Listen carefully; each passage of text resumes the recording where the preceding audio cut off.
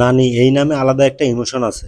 কিন্তু hit the third case এই মুভিতে উনি যে রূপে সামনে এসেছে, উফ, একদম ভিন্ন মেজাজ, full on action and brutal attitude, একদম ড্যামেজ মুডে।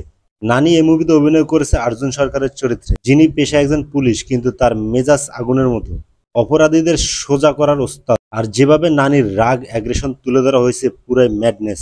গল্পের মূল ফোকাস ৯ মাসের এক ছোট্ট শিশুর উপর হওয়া অন্যায়ের তদন্ত।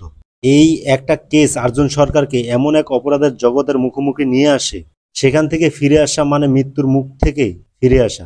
ট্রেলারের শেষ দিকের অ্যাকশন সিনগুলো দেখে এটাই বোঝা যায় এই মুভিটা আর রেটেড, আর সেটা নিয়ে কোনো সন্দেহ নাই। আমি এর আগেও আর রেটেড মুভি দেখেছি, কিন্তু প্রেজেন্টেশন ইজ এভরিথিং। আর হিট দ্য থার্ড কেস এই ট্রেলারে যা দেখালো, সিরিয়াসলি ইমপ্রেসিভ। নানির একটা ডায়লগ, এক মেয়ে বলে তুমি এখানে টিকতে পারবে না, আর নানি বলে এটা তো আমি কেরিয়ারের শুরু থেকে শুনে আসতেছি। এই মুভিতে আছে কেজিএফ খ্যাত শ্রীনিতা শেট্টি। যদিও ট্রেলারে ওনার রোলটা বেশি একটা ইম্পর্টেন্ট মনে হয়নি, তবে কে জানে তিনি হয়তো এই মুভির টুইস্ট হলেও হতে পারে। ওভারঅল ট্রেলার দারুণ, ডায়লগ ভালো, ব্যাকগ্রাউন্ড স্কোর শক্তিশালী, আর নানের স্ক্রিন প্রেজেন্স একেবারে ক্লাস।